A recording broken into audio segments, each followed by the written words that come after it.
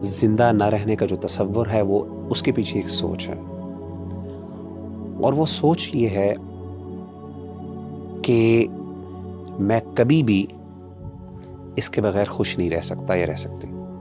میری خوشی اور میرا پورا سکون وہ اس چیز کے اوپر منحصر ہے یا وہ ڈیپینڈنٹ ہے کہ یہ شخص مجھے مل جائے.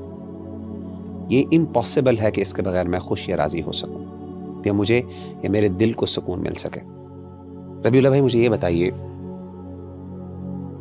کیا میرے اللہ کے پاس اپنے پیارے بندوں کے لیے لڑکیوں کی کمی؟ بالکل نہیں. ایک اور چیز میں آپ سے سوال پوچھتا ہوں، کیا میرے رب کے پاس اپنی پیاری بندیوں کے لیے لڑکوں کی کمی؟ ہم کیوں یہ سمجھ بیٹھتے ہیں کہ میرا رب مجھے راضی نہیں کر سکتا؟ میں کیوں یہ سمجھ بیٹھتا ہوں کہ میرا رب مجھے خوش نہیں